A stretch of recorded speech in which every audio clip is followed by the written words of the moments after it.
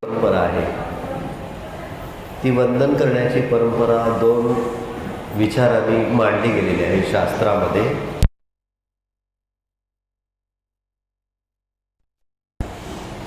वस्तुरूप वंदन म्हणजे नमन, त्याच्यानंतर ईश्वररूप नमन आणि नमनरूप नमस्कार रूप नमन असं शास्त्राने एक नमनाची परंपरा मांडून ठेवलेली आहे. आता ही नमन करण्याची परंपरा का मांडून ठेवलेली आहे तर सगळा पसारा आलेला आहे त्या ब्रह्मवस्तूला, ती सिद्ध वस्तू असल्यामुळे तिला नमन.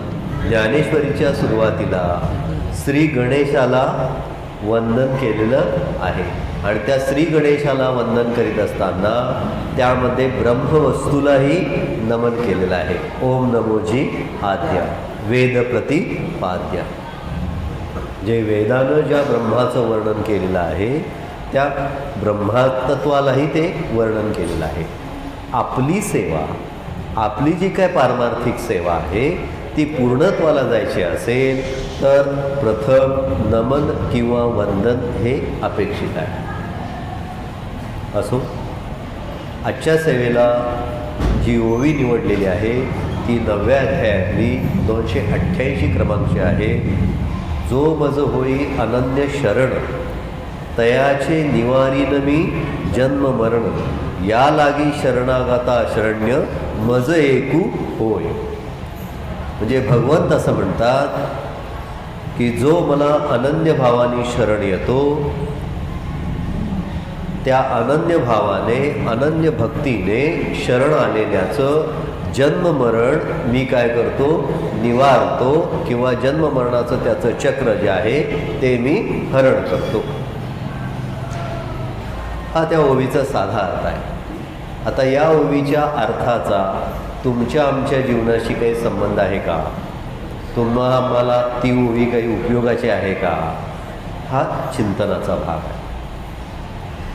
आता जन्म मरणाचं चक्र, आपण ज्या चक्रामध्ये आलेलो आहोत, जसं एकनाथ महाराजांनी म्हटलंय, जन्म घ्यावा लागे वासनेच्या संगे. जे तुम्ही आम्ही जन्माला आलेलो आहोत ते जन्माला येण्याचं कारण आपली वासना आहे. आणि मग जेव्हा सुख आणि दुःख हे भोगून भोगून जेव्हा पाप आणि पुण्य समान होतं तेव्हा मानवाचा जन्म प्राप्त झालेला असतो. असा हा मला मिळालेला जो मानवाचा जन्म आहे त्याचं उद्देश काय आहे, त्याचं उद्दिष्ट काय आहे? प्रत्येकाची आपल्या जीवनाची उद्दिष्ट वेगळी असतात आणि अध्यात्मशास्त्रानं सांगितलेलं मानवाच्या जन्माचं उद्दिष्ट वेगळं आहे. एखादा शास्त्रज्ञ असेल तर तो आपल्या जन्माचं उद्दिष्ट काय सांगेल, हा शोध लावणे हे माझ्या जन्माचं काय आहे, उद्दिष्ट आहे. एखादा कवी असेल तर तो आपल्या जन्माचं उद्दिष्ट काय सांगेल की मी ही कविता आणि लेखन करणार आहे, हे माझ्या जन्माचं उद्दिष्ट आहे. एखादा चांगला जर हाडाचा शेतकरी असेल तर तो काय सांगेल की चांगलं उत्पादन घेणे हे माझ्या शेती करण्याचं, माझ्या जीवनाचं उद्दिष्ट आहे. एखाद्या तरुण विद्यार्थ्याला जर विचारलं तर MPSCची परीक्षा पास होऊन मी कोणत्या तरी कार्यालयामध्ये काय होईन, ऑफिसर होईन, हे माझ्या जन्माचं उद्दिष्ट आहे. मग आता त्याचा उलटा भाग असा आहे की एखाद्या शास्त्रज्ञानं एखादा शोध लावला, शोध लावल्यानंतर त्याच्या जन्माचं उद्दिष्ट पूर्ण झालं. मग आता राहिलेल्या पुढे जन्माचं करायचं काय, प्रश्न आहे.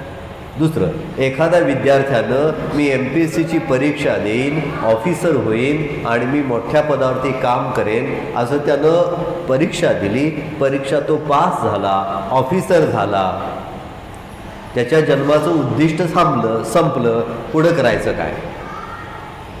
मग या प्रश्नांचं चिंतन परमार्थशास्त्रानं केलेलं आहे की मानवी जन्माचं उद्दिष्ट काय.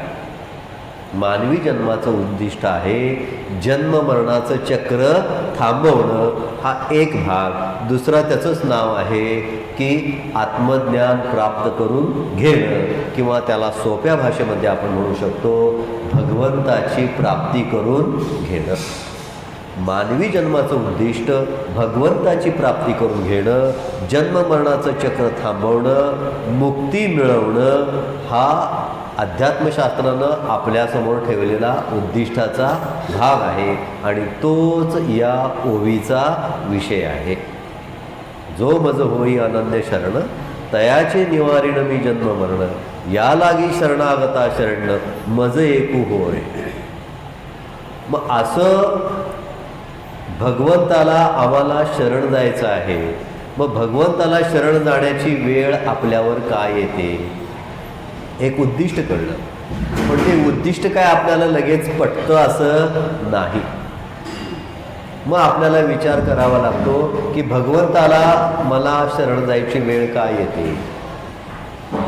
भगवंताला मला शरण जाण्याची वेळ येते याचं कारण असं, एक दृष्टांत घेऊया आपण, एक उदाहरण घेऊया की पावसाळ्याचे दिवस आहेत, रस्त्याच्या वरती पाणी आलेलं आहे, पाणी वाहायला लागलेलं आहे, पण दोन तरुण मुलं सांगणाऱ्यांचं न ऐकता सुद्धा त्यांनी त्या पाण्यामध्ये पलीकडे जाण्यासाठी गाडी घातली. थोडं निम्मा अंतर गेला असेल नसेल तर गाडी डळमळली आणि ते दोघंही खाली पडले. दोघंही पाण्याच्या प्रवाहात खाली पडले, पण त्यातला गाडी चालवणारा होता, त्यानं गाडी धरून ठेवली. त्या गाडीच्या ओझ्याबरोबर तो राहिला, पण पाठीमागं बसलेला होता तो पडला आणि पाण्याच्या प्रवाहावर वाहत निघाला आणि त्याला एक झाड मिळालं. त्यानं त्या झाडाला गच्च मिठी मारली, अगदी गच्च मिठी मारली. कशाच्या आकांतानं? जीव वाचवण्याच्या आकांतानं त्या झाडाला त्यानं मिठी मारली. बरोबर? सांगणाऱ्यांचं ऐकलं नाही. या प्रपंचाच्या प्रवाहामध्ये सुद्धा सांगणारे कोण आहे? संत आहेत. पण ते सांगणाऱ्या संतांचं न ऐकता सुद्धा आम्ही काय करतोय? पुढं जातोय. त्याला भाग पुढं. आता ज्यानं झाडाला मिठी मारली त्याच्या हाताला रक्त यायला लागलं. रक्त यायला लागल्या म्हटल्याबरोबर त्यानं जरा ते झाड काळजीपूर्वक बघितलं, तेव्हा त्याच्या लक्षात आलं ते झाड बाभळीचं आहे, काठ्याने भरलेलं आहे. आता ते झाड त्यानं सोडावं की धरावं? सोडलं तर काय होणार? पाण्याच्या प्रवाहात वाहून जाणार. धरलं तर काय होणार? ते बाभळीचे काटे टोचणार. प्रपंचामध्ये तुमची आमची अवस्था तशीच आहे. आम्हाला प्रपंच सोडता येत नाही आणि धरताही येत नाही. मग अशा अवस्थेमध्ये काय करावं लागतंय? जो मज होई अनन्य शरण. मग त्यावेळेला कोणाकडे शरण जायला पाहिजे? भगवंताकडेच गेलं पाहिजे. दुसऱ्या प्रकारचं आहे. सगळेच काय असे असतात असं नाही.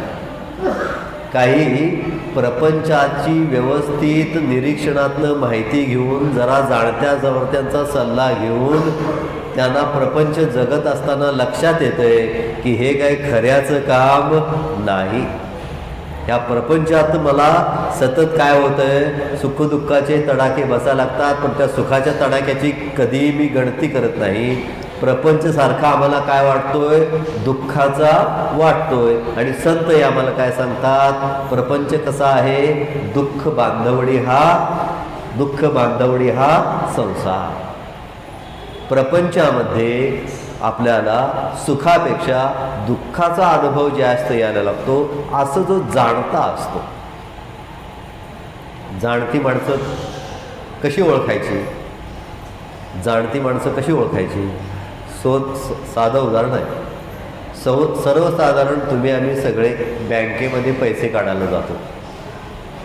व उसाचं बिल आलेलं असतंय आणि कसलं तरी पेन्शन आलेली असते आणि कसलं तरी किरकोळ काहीतरी असतंय. मग बँकेमध्ये पैसे काढायला गेल्यानंतर 3 प्रकारची माणसं आपल्याला निरीक्षणामध्ये येतात. एक म्हणजे शिकली सवरलेली माणसं खिशातनं पेन काढतात, स्लिप मागून घेतात, लिहितात, त्या क्लार्ककडे ती स्लिप देतात आणि आपलं नाव यायची काय करतात? वाट बघत बसलेली असतात. काही माणसं काय करत असतात की स्लिप आणि पासबुक हातात घेऊन बसलेली असतात आणि ह्याच्याकडे बघ त्याच्याकडे बघ, कोण आपली स्लिप लिहून देतोय काय? ते कोणतरी लिहून देणारा आपल्याला स्लिप लिहून देईल अशी ज्याच्या चेहऱ्यावरती भाव आहेत अशा माणसाकडे जाऊन तो म्हणतो की माझी एवढी स्लिप लिहून द्या, माझा काय आहे, अंगठा आहे. बरोबर. अशी माणसं पण आपल्याला बँकेमध्ये भेटतात. पण एक माणूस असा असतोय की तो खूप दुर्मिळच असतोय. तो माणूस कसा असतो पहा, की तो बँकेमध्ये येतो, तो जाऊन त्या क्लार्ककडे स्लिप मागतो पैसे काढायची, पासबुक घेतो आणि मग आपल्या खिशातून पेन काढतो आणि मग एखाद्या शिकल्या सवरलेल्या म्हणतो की माझी ही स्लिप जरा तुम्ही भरून द्या. मग हा काय म्हणायचा, जाणता. का जाणता, तर त्यानं घरातूनच विचार केला आहे, मी बँकेत निघालेलो आहे, मला पैसे काढायचे आहेत, मला लिहिता येत नाही, पण मी जर पेन घेऊन गेलो आणि त्याला जर पेनसह विनंती केली तर काय होईल, माझं काम लवकर होईल. कारण काही शिकलेली माणसं काय करतात, आपली स्लिप लिहून झाली की हे असं असलेलं पेन असं टाकून ठेवतात. का, परत दुसऱ्या गुणाचं काम आपल्याला लागू नये. किंवा कोणतरी गडबडीत येतोय, जरा पेन द्या म्हणतोय, मग पेन गेला की गेलाच. हा अनुभव असल्यामुळं शिकली सवरलेली माणसं करतात, आपलं काम झालं की ही पेन असा ठेवून द्यायचा आणि मग पुढच्याचं काय काम होत, त्याच्याकडं पेनच नाही दिसत नाही म्हटल्यावर त्याला काय काम सांगायचा प्रश्न नाही. असे सगळे अनुभव लक्षात घेऊन जो अशिक्षित असून सुद्धा आपलं पासबुक घेऊन येतो आणि येताना सोबत काय घेऊन येतो, पेन पण घेऊन येतो. असं प्रपंचाची सुद्धा ज्याला जाण तयार झालेली असते की या प्रपंचात मी कितीही सुखाचा शोध घेतला तर ते सुख मला मिळेलच असं काही सांगता येत नाही. मी माझ्या सुखाच्या शोधाचा काय होत असतो, तात्पुरता मला अनुभव येत असतो. उदाहरणार्थ लग्न केल्यानंतर मुलगा झाला की दारात काय लावल्या जातात, फटाकड्या लावल्या जातात, गल्लीभर पेढे वाटले जातात. त्या मुलाला मग माझा मुलगा म्हणून त्याचं काय केलं जातंय, कौतुक केलं जातंय. त्याचा पहिला वाढदिवस सुद्धा जोरात साजरा केला जातोय. असा मुलगा मोठा झाल्यानंतर आणि लग्न झाल्यानंतर जेव्हा त्याच आईवडिलांना नवीन आलेल्या व्यक्तीच्या मार्गदर्शनाखाली जे सुख द्यायला लागतो ते सुख पाहिल्यानंतर मग तो माणूस काय म्हणतो, आता कुणाला शरण जायला पाहिजे, भगवंताला शरण जायला पाहिजे. जो मज होई आनंद शरण.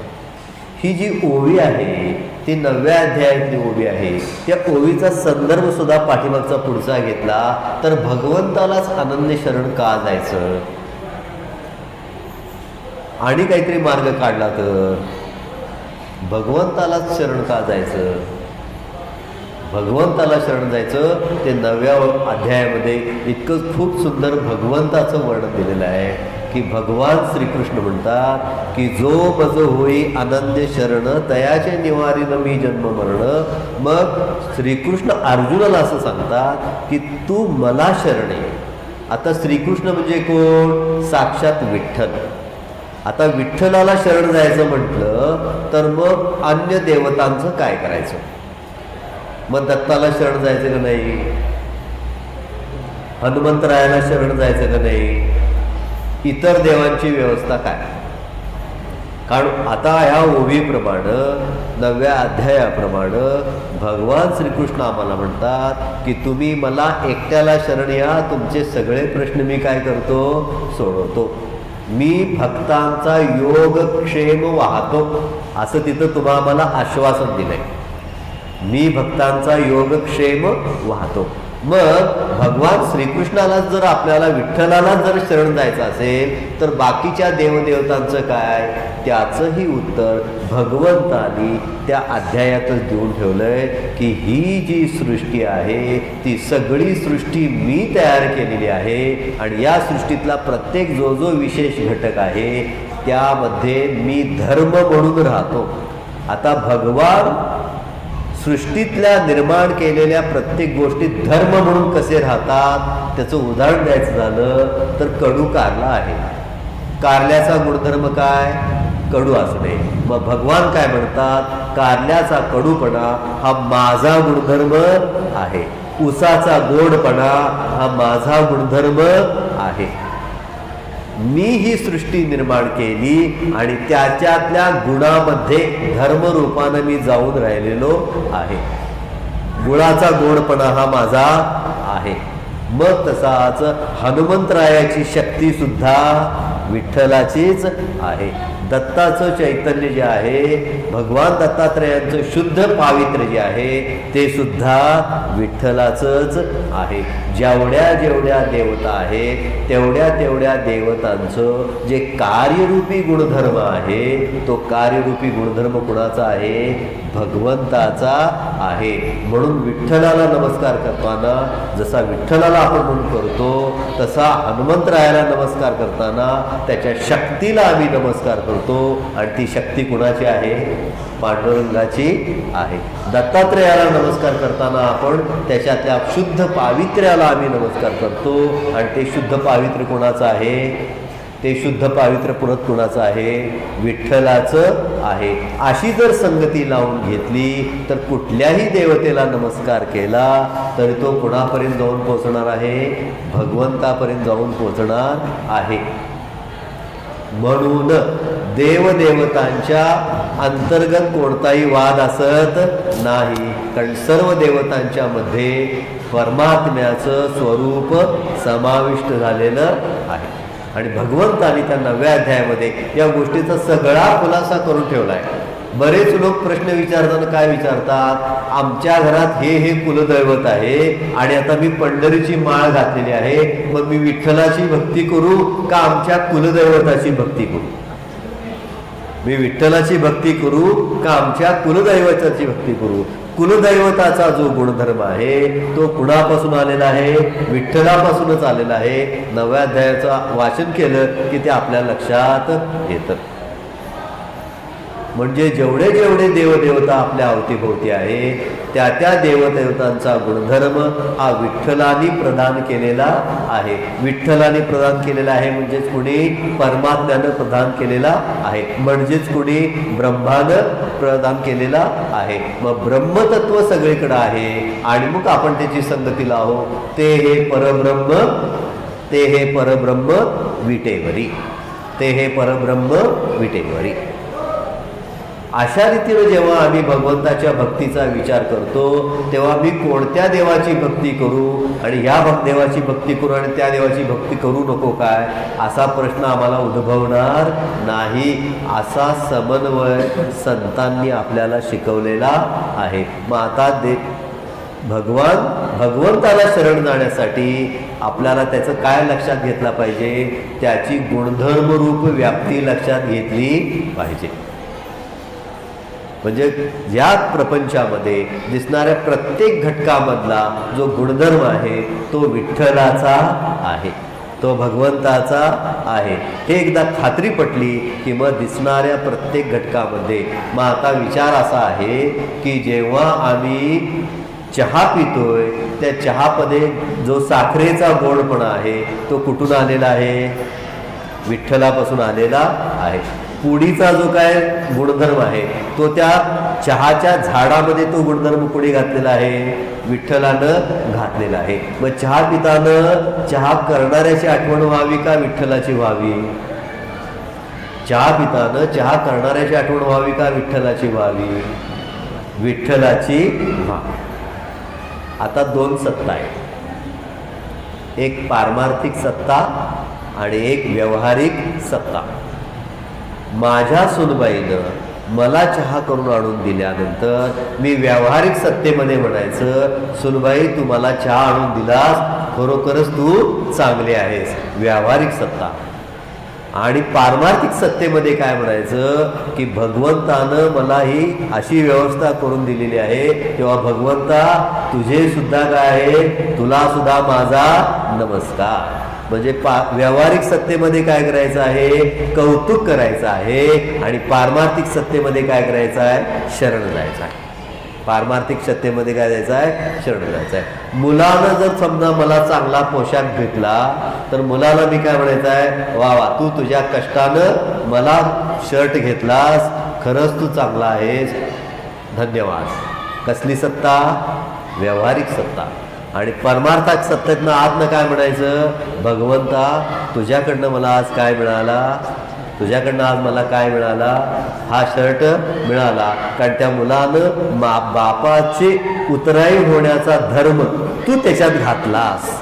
अशी भगवंताची भक्ती करण्याचा मार्ग आम्ही जर आपल्या जीवनात बसवून घेतला तर व्यावहारिक सत्तेही चूक होणार नाही आणि पारमार्थिक सत्तेमध्येही चूक होणार नाही. आणि मग अशी जेव्हा आम्ही भक्ती करायला लागू तेव्हा आम्ही त्याचे काय झालेलं असू? अनन्य शरण. अनन्य शरणामध्ये अन्य कोणते देवतेला शरण न जाता फक्त विठ्ठलाला शरण जावा असा अर्थ न घेता अन्य कोणत्याही देवतेला जरी आम्ही नमस्कार केला तर त्याच्यात कुणाचा गुणधर्म आहे? विठ्ठलाचा गुणधर्म आहे. ही अनन्य शरणागती आहे. हा समवायाचा विचार असं शास्त्र सांगतं. भगवंत काय म्हणतात की मी प्रत्येक घटक निर्माण केला, पण त्या घटकामध्ये मी थांबत नाही. मी त्या घटकामध्ये थांबत नाही. उदाहरणार्थ आपण काय करतो? गृहिणी घरामध्ये भात करतात. भात करायला तांदूळ घेतात, पाणी घेतात आणि भांड्यामध्ये तांदूळ आणि पाणी घातलं जातंय. बरोबर? भात शिजल्यानंतर भांडं आपण खातोय का तांदूळ खातोय? भात शिजल्यानंतर भात आपण खातोय का भांडं खातो? भात खातो. म्हणजे भात हा खायचा जरी असला तर तो भांड्याशिवाय तयार होतोय काय? नाही. भांडं भातात गेलं आहे काय? नाही. भांड्याशिवाय भात होत नाही, पण भांडं भातात मिसळत नाही. तसं भगवंतानं तुम्हा आम्हाला निर्माण केलंय, भगवंतानं हे सगळा प्रपंच निर्माण केलाय, पण तो भांड्यासारखा बाजूला आहे. भांड्यासारखा बाजूला आहे. फक्त अंतःकरण रूपानं तो आमच्यामध्ये आहे. तैसा हृदयामध्ये मी रामू, असता सर्व सुखाचा आरामू, किम भ्रांतासी कामू विषयावरी. मग आता या 9व्या अध्यायामध्ये एका ठिकाणी काय म्हटलंय? मी वस्तू निर्माण केल्यात पण मी त्यात आत थांबलेलो नाही. आणि या ओवीमध्ये काय म्हटलंय? तैसा हृदयामध्ये मी रामू, असता सर्व सुखाचा आरामू, किम भ्रांतासी कामू विषयावरी. मग आमच्या अंतरंगामध्येही तो आहे, पण त्याचा आम्हाला अनुभव येत नाही. का अनुभव येत नाही? तर त्याला वगळून बाकी सगळ्या गोष्टी आम्ही करत बसलेलो आहे. त्याला वगळून आम्ही बाकी सगळ्या गोष्टी करत बसलेलो आहे. आणि म्हणून जो मज होई अनन्य शरण, हे शरण भगवंताला जात असताना त्या भगवंताचं ऐश्वर्य आम्ही लक्षात घेतलं पाहिजे. भगवंताचं महात्म्य लक्षात घेतलं पाहिजे. भगवंताचं विभूतित्व आपण लक्षात घेतलं पाहिजे. भगवान या अध्यायामध्ये असं म्हणतात की मी हे सगळं जग निर्माण करतो, पण त्या जगामध्ये राबी राहत नाही, पण माझ्याशिवाय ते चालतही नाही. त्याला अध्यास असं म्हणतात शास्त्रामध्ये. अध्यास म्हणजे काय? आता उदाहरणार्थ हे जे स्टूल आहे, या स्टूलवरती हा ग्रंथ ठेवलेला आहे, हा आधार आहे. स्टूलचा या ग्रंथाला काय झाला? आधार झाला. अध्यास म्हणजे आधार नव्हे. तोच होणे म्हणजे काय म्हणायचा? अध्यास म्हणायचा. उदाहरणार्थ आंब्यामध्ये भगवंतानं रसरूपानं प्रवेश केला, म्हणजे तो रसरूप कोण तयार झाला? भगवंतच तयार झाला. हा त्याचा काय आहे? अध्यास आहे. पण कडू कारल्यामध्ये तो कडू रसाच्या रूपानं आहे. मग आम्ही भगवंताला असा प्रश्न विचारतो काय? आंब्यामध्ये तू गोड आहेस आणि कडू कारल्यामध्ये तू रसरूपानं आहेस, असा तू अन्याय का केलास? तर तो त्या भगवंतालाच माहीत, म्हणून त्याला शरण जायचं. तुमच्या आमच्या जीवनामध्ये सुख पण येतात आणि दुःख पण येतात. सुख आलं आम्ही काय म्हणतो? सुख पाहता जवा पडे, दुःख पर्वता एवढे. दिलेलं दुःख सुद्धा भगवंतानंच मला दिलंय, एवढी आमची मनाची तयारी जेव्हा होती तेव्हा आम्ही आनंदी शरण आहे. सुख आलं की आम्ही आनंदी असतो आणि दुःख आलं की आम्हाला ते सहन होत नाही. मग आम्ही काय म्हणतोय, देवाजवळ न्याय नाही. मग तुमचं आमचं बोलणं हे शास्त्राला धरून नाही, सापेक्षतेला धरून आहे. मला फायद्याचं नाही म्हणून मी काय म्हणतोय, देवाजवळ न्याय नाही. पण भगवंताची रीतच काय आहे, कडू कारल्यामध्ये कडूपणा आणि आंब्यामध्ये गोडपणा. तुम्हाला कडू कारलं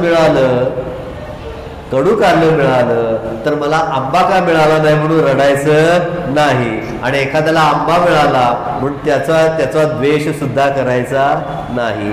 हे ज्याला जमतं त्याला भगवंताची आनंद शरणागती जमली असं समजायचं. एखाद्याला चांगली सून मिळाली, एखाद्या कुटुंबामध्ये चांगली सून मिळाली की आम्ही काय म्हणतो, त्यांच्या घरात बघा, आणि आमच्या घराची जेव्हा सुनेची आम्ही उडीधुडी काढायला लागतो तेव्हा मग आम्ही आनंद शरण नाही. एकदा का 9व्या अध्यायामधली भगवंताची बैठक समजावून घेतली की भगवंताची भक्ती करण्याची पद्धतही आमची बरोबर होणार आणि भगवंताला आनंद शरण जाण्याची पद्धतही आपली निश्चित होणार. दुःखाचं सुद्धा स्वागत करता आलं पाहिजे. दुःख सोसण्याची शक्ती सुद्धा आपल्याला प्राप्त झाली पाहिजे. इतकी शक्ती भगवंताच्या भक्तीत आहे. आणि त्याच्याही पेक्षा अगोदरच्या ओवीमध्ये ह्याच्यामध्ये भगवंताने आम्हाला आश्वासन दिलंय की जे मला अनन्य भावाने शरण होत येतात त्यांचा मी योगक्षेम वाहतो. आता पुढचा टप्पा, पहिला टप्पा काय आहे, जीवन कसंही आपल्याला येऊ दे ते भगवंतानं दिलंय म्हणून स्वीकारणे, हा भक्तीचा पहिला टप्पा. भक्तीचा दुसरा टप्पा, कोणत्याही देवतेची तुम्ही भक्ती करा पण त्या देवतेच्या गुणधर्मामध्ये कुणाचा समावेश आहे, विठ्ठलाच्या गुणरूपाचा प्रवेश आहे. म्हणजे कोणत्याही देवतेला नमस्कार केला तर तो कुणाला पोचणार आहे, विठ्ठलाला पोचणार आहे. देवदेवतांच्या गुणत्वाचा अंतर्गत कोणताही वादभेद नाही. भगवंताच्या भक्तीमधल्या आनंद शरणागतीमधले टप्पे आम्ही पाहायला लागलोय. आता टप्पा कोणता आला की जो माझा आनंद भावे माझी भक्ती करतो त्याचा मी योगक्षेम वाहतो. असं भगवंताने आम्हाला काय दिलंय, आश्वासन दिलंय. मग आता भगवंताने आम्हाला आश्वासन दिलंय, मी ही भक्ती करतोय आणि भक्ती करत असताना सुद्धा मला जसं जीवन जगायची इच्छा आहे, मला जसं जीवनामध्ये सुख शांती समाधान हवं आहे तसं मिळत नाही. मग आता मी काय करायचं, भगवंताचं आश्वासन तर काय आहे, जो माझी अनन्य भावाने भक्ती करतो त्याचा योगक्षेम मी वाहतो. बरोबर. मग हे वाक्य लक्षात घेऊन आम्ही भगवंताची भक्ती करत आहोत, भगवंताच्या भक्तीत तल्लीन झालेलो आहोत. पण भगवंताच्या भक्तीत तल्लीन होत असताना आम्हाला सुख शांती आणि समाधान याचा अनुभव येत नाही. त्यावेळेला काय करायचं, भगवंताची भक्ती सोडायची की पुन्हा ज्ञानेश्वरीमधल्या विचाराकडे यायचं, परत ज्ञानेश्वरीचा आधार घ्यायचा, काय करायचं प्रश्न आहे. बरेच लोक काय करतात, सुरुवातीला माळ घालतात, थोडे दिवस ते माळ घातले असं म्हणून मिरवतात आणि नंतर काही दिवसांनी त्यांना विचारलं घेतलं की ते काय जमना, आता मला काय जमना म्हणून ते थांबलेलं असतंय. असं करायचंय का आपल्याला.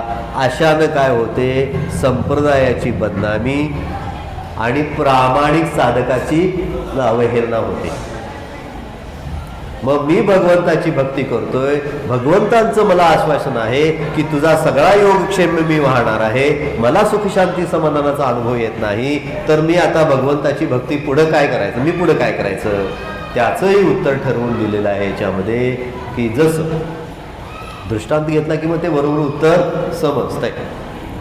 तुम्हाला जीवनामध्ये काही अडचणी यायला लागल्या, कुटुंबामध्ये काही समस्या वाटायला लागल्या की आपण काय करतो, कुठेतरी पंचांग विचारायला जातो. पंचांग विचारायला गेल्यानंतर महाराज पंचांग उघडतात. पंचांग उघडून सांगतात की तुमचा तर असा असा आहे आणि तुम्हाला ही शांती करावी लागेल. त्यांच्या शास्त्राप्रमाणे, त्यांच्या वाचनाप्रमाणे ही शांती करावी लागेल असं ते आपल्याला काय करतात, सांगतात. मग आम्ही काय म्हणतो की ही शांती मी केलेली आहे. आम्ही काय म्हणतो, ही शांती मी यापूर्वीच केलेली आहे, तरी मला त्रास का होतोय. विषय काय चाललाय की भगवंत माझा योगक्षेम वाहतोय असं मला आश्वासन दिलेलं असताना सुद्धा मला सुख, शांती आणि समाधान याचा भगवंताची भक्ती करूनही अनुभव येत नाही. याचं उत्तर शोधायचं आहे. ते उत्तर शोधण्याकरता आपण आता पंचांगाचा आधार घ्यायला लागलोय. पंचांग विचारायला गेलो.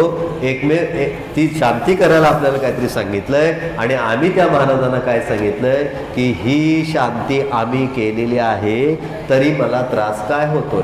त्यावेळी महाराज आपल्याला काय सांगतात, तुम्ही असं म्हणाला ही महाराजांनी सांगितलेली शांती तुम्ही अगोदरच केलेली आहे, तेव्हा महाराज तुम्हाला काय सांगतील, काय सांगतील की तुमची जी शांती झालेली आहे ती जरा बरोबर झालेली नाही, पुन्हा व्यवस्थित करायला पाहिजे, पुन्हा व्यवस्थित करायला पाहिजे. तेच तत्व इकडं वापरायचं. ते उदाहरण सोडून द्यायचं की जर मला सुख, शांती आणि समाधान हा भक्तीचा अनुभव, भगवंताचा योगक्षेम वाहण्याचा अनुभव येत नसेल तर पुन्हा मी माझी भक्ती काय केली पाहिजे. आता अगदी खेड्यातला शब्द आहे, उजरली पाहिजे. उजरली पाहिजे म्हणजे काय, एखादी चर काढलेली असते पण इकडली तिकडली माती पडून काय झालेली असते, ती पुन्हा मुजल्यासारखी झालेली असते. मग पुन्हा कोरं घेऊन त्या मातीत, त्या चरीमध्ये ढेकळं काढली पाहिजेत, ती चर पुन्हा व्यवस्थित केली पाहिजे. तसं तुम्हा आम्हाला जर भगवंतानं आमचा योगक्षेम वाहण्याचा अनुभव येत नसेल तर काय केलं पाहिजे, पुन्हा मी माझ्या भक्तीला तपासून पाहिलं पाहिजे की मी खरंच भक्ती करतो आहे का नुसता नमस्कार करतो आहे, नुसते अभिषेक घालतो आहे, नुसते नारळ वाढवतो आहे, नुसतं साखर कापूर वाटतो आहे का नुसतं महाप्रसादाची जेवणं करतो आहे. भगवंतानी सांगितलंय पत्रम पुष्पम फलम तोयम. मला काय आहे, पत्रम पुष्पम फलम तोयम, ह्याच्या पलीकडे काय देऊ नका. पण तेही नसलं तर त्याचाही क्रम ज्ञानेश्वरीत दिलाय. तुमच्याकडं पत्र म्हणजे तुळशीचं पान नाही किंवा बेलाचं पान नाही तर पुष्प. पुष्प म्हणजे काय, एखादं फूल वाहा. तेही नसलं तर शेवटी काय करा, फळ एखादं मिळते काय पहा. तेही नसलं तर तुम्ही काय करा, पाणी मला वाहा. बरोबर. पत्रम पुष्पम फलम तोयम एवढीच भगवंतानं वस्तुरूप अपेक्षा केलेली आहे. पण ते सांगताना पुढं असं सांगितलेलं आहे की नुसती ते वाहून चालणार नाही, त्याच्या मागं काय असलं पाहिजे, तुमची भक्ती असली पाहिजे, मन असलं पाहिजे. तू मन हे मीची करी, माझी आचरणी प्रीती धरी.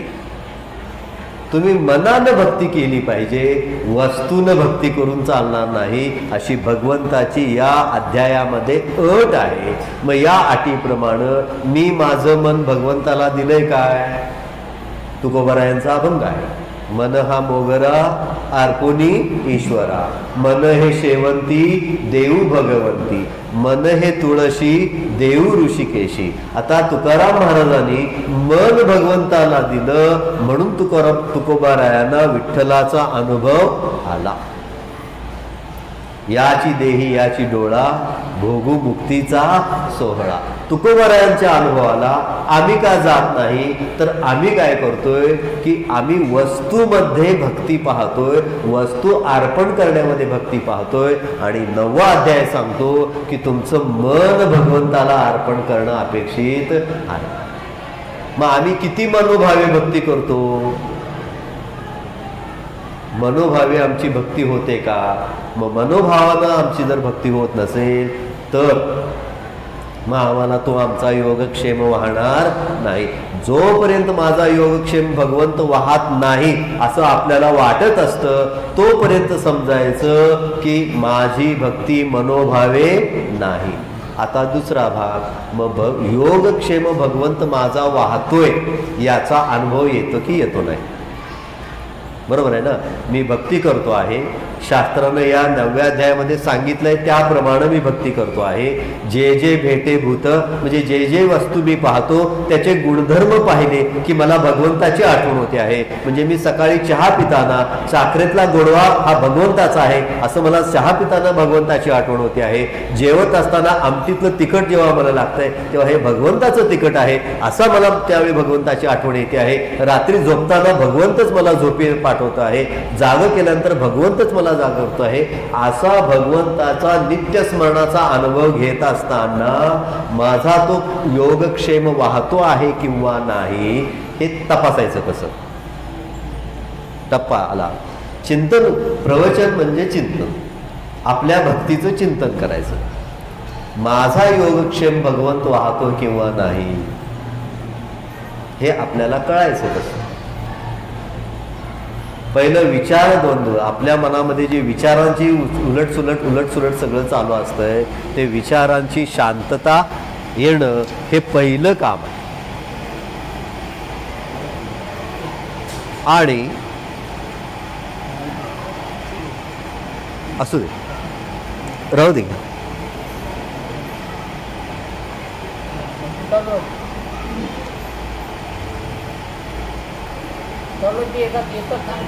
असं बऱ्याच वेळेला आपण अपेक्षा केलेली नसते अशा वेळेला आपल्याला लोक मदत करतात तेव्हा समजायचं की मला माझ्या भगवंताच्या भक्तीचा काय आलेला आहे, अनुभव आलाय. संत एकनाथ महाराजांची सेवा कुणी केलेली आहे, पांडुरंगाने केलेली आहे. कशी केलेली आहे, 12 वर्ष त्यांच्या घरी पाणी भरून केलेली आहे. एक फार सुंदर भक्ती घेत आहे. देवांचाही देव करतो भक्तांची चाकरी, सेवाधर्मी पुण्य आहे सांगे सका श्रीहरी. देवांचाही देव करतो भक्तांची चाकरी, ते योगक्षेम वाहाम्यमला जोडायचं आहे.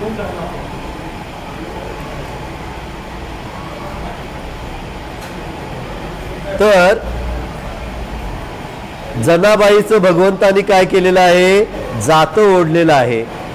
राम सावळा शेले विणतो कबीर गातो गाणी. त्या अभंगात त्या भक्तिगीताचाच मतितार्थ असा आहे की कबीर इतके भक्तीत तल्लीन झालेले आहेत की त्यांचं काम ते इतक्या तल्लीन करता आहेत की आता कबीर बाजूला झालाय आणि प्रत्यक्ष कोण शेले विणायला लागलेला आहे, राम शेले विणायला लागलेला आहे. इतका भगवंताच्या भक्तीच्या तल्लीनतेचा अनुभव कबीरांना आला. तसं तुम्ही कोणतीही गोष्ट करत असताना जर तुम्हाला भगवंताच्या गोष्टीचं स्मरण व्हायला लागलं की मग तुकोबरायांचा आठवण अभंग येतो, जो जेथे जातो तेथे तू माझा सांगाती, चालविशी हाती धरून या. संत तुम्हा आम्हाला भगवंताच्या भक्तीच्या अनुभवाची उदाहरणं जागोजागी देतात, पण आमचं लक्ष तिकडं असत नाही. म्हणून भगवंताचं जे आश्वासन आहे की जो माझी अनन्य भावानं भक्ती करतो त्याचा मी योगक्षेम वाहतो. आता आपली जी चिंतनाची ओवी आहे त्याचा शेवटचा टप्पा असा आहे, जो मज होई अनन्य शरण तयाचे निवारीन मी जन्म मरण, या लागी शरणागता शरण्य मज एकू होय. मग तुम्हा आम्हाला भगवंताची भक्ती करण्याचे 3 उद्देश डोळ्यासमोर असले पाहिजे. पहिला उद्देश काय आहे की हे जे प्रपंच आहे, हा जो दुःख बांधवडी संसार आहे, मगाशी आपल्याला जे उदाहरण पाहिलं की मोटरसायकलवरनं ते दोघं पडले. त्यातला एकटा वाहत गेला. वाहत गेल्यानंतर त्याला झाड दिसलं. झाड दिसल्यानंतर त्यानं झाडाला मिठी मारली. मिठी मारली, बरं झालं असं त्याला वाटलं. आणि थोड्या वेळानं लक्षात आलं की आपल्या हाताला रक्त यायला लागलंय. म्हणून त्यानं काळजीपूर्वक पाहिलं तर झाड बाभळीचं आहे. झाड सोडावं तर मी बुडून वाहून जाणार, धरावं तर काटे टोचणार. असा जो प्रपंचाचा अनुभव आहे, हे संसार असा जो आहे, त्या संसारामध्ये तरुण जाण्याकरता भगवंताची भक्तीच हा त्याच्यावरती काय आहे, उपाय आहे. दुसरं शहाणा, जाणतेपणा, की प्रपंचामध्ये मला मानव देह मिळालाय.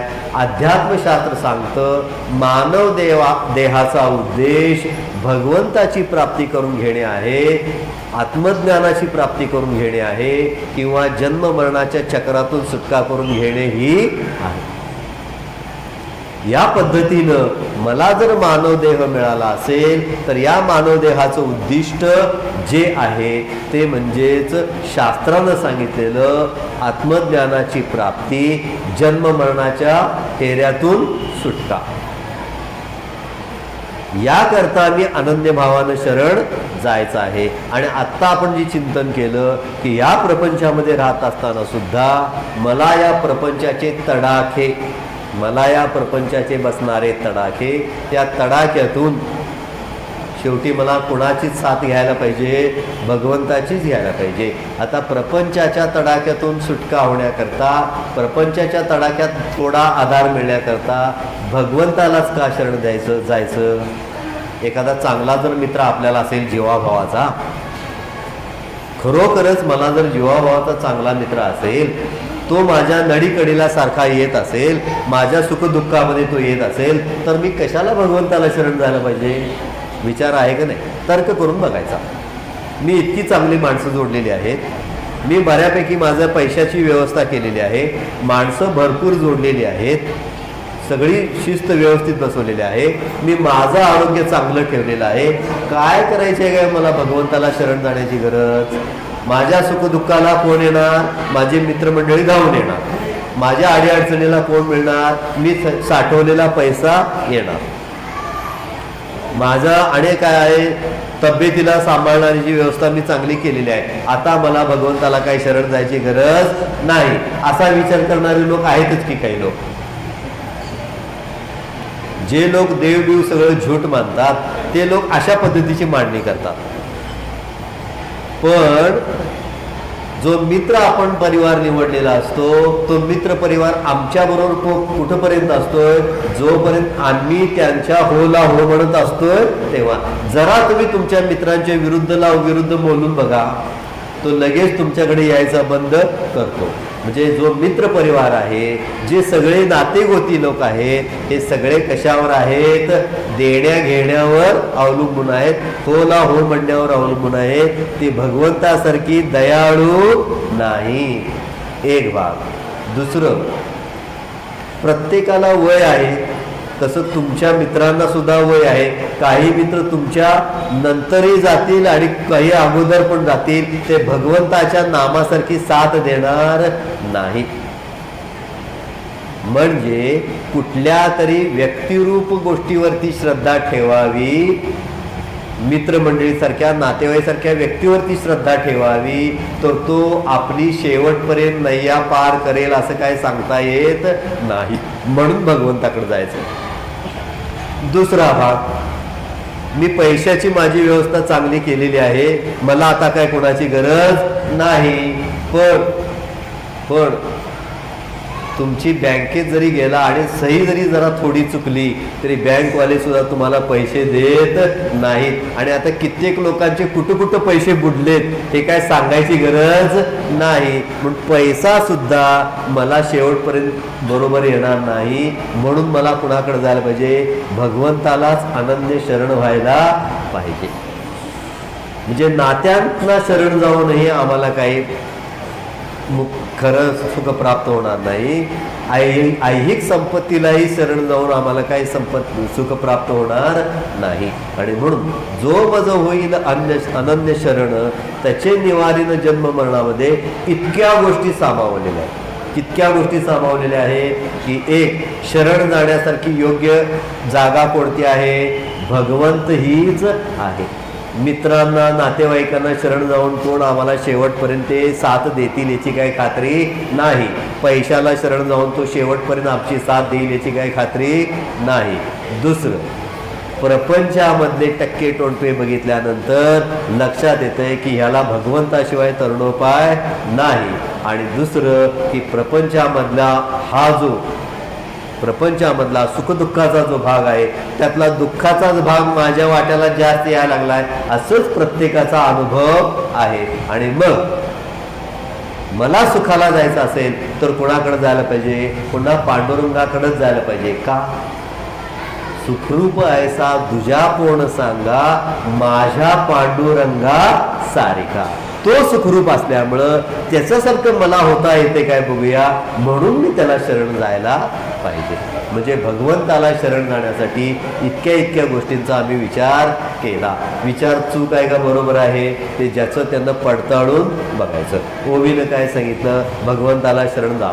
भगवंताला शरण का जा? तर त्यानंच हे सगळं निर्माण केलेलं आहे. ज्या ज्या गोष्टींचा आम्हाला अनुभव येतो तो गुणधर्म रूपानं त्याच्यामध्ये बसलेला आहे.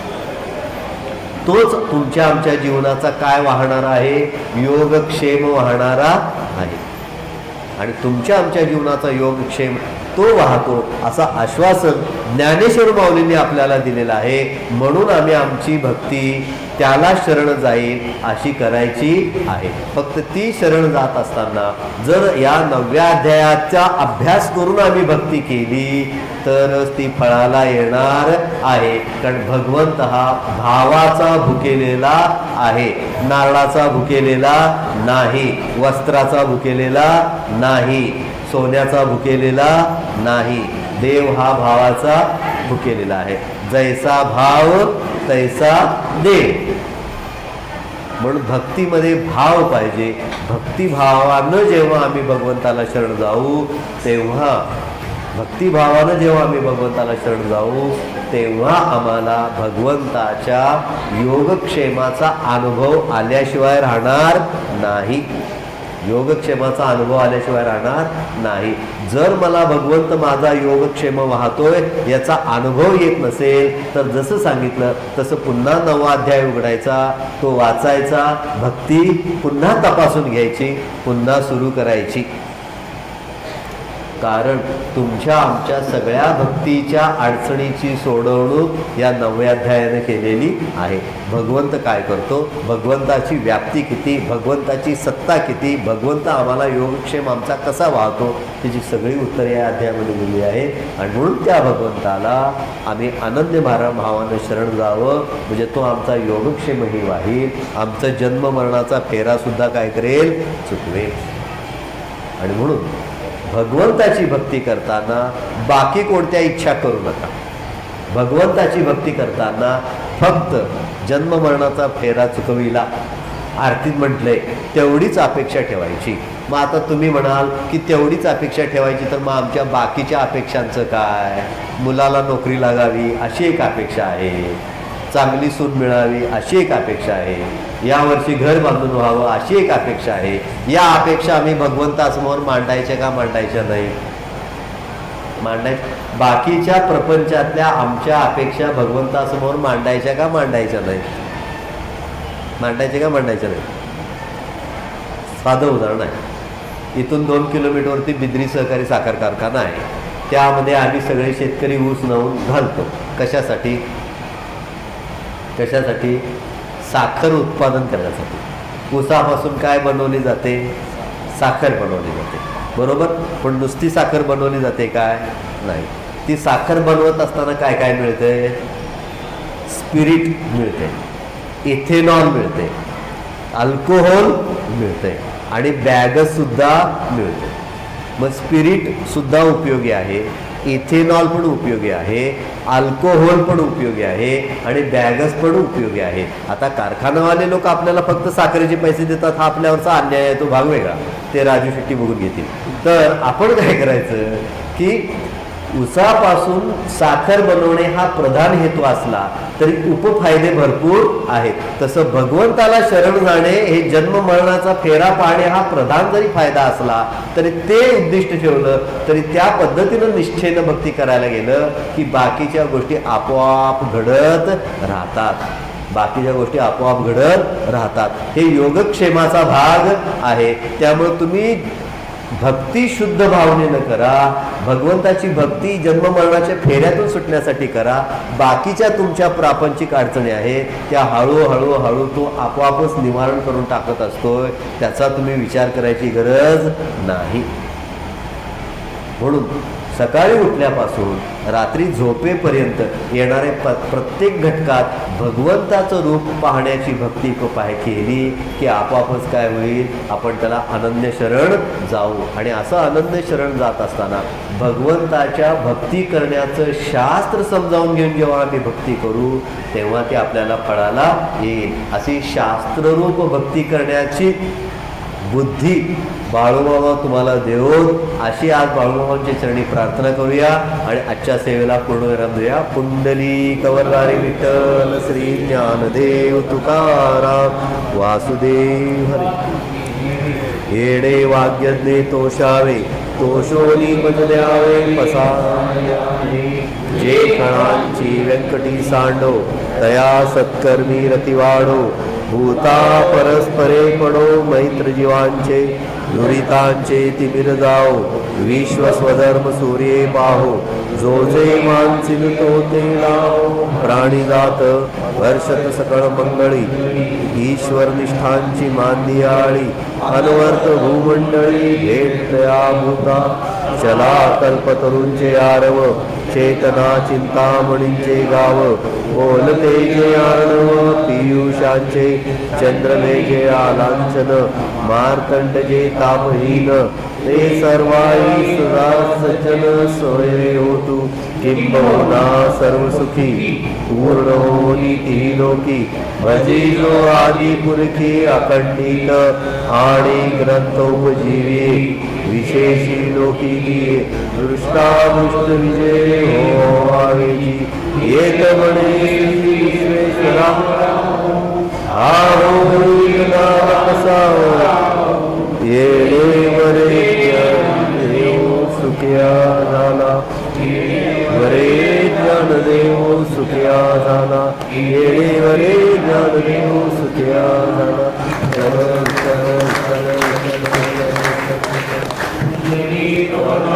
चल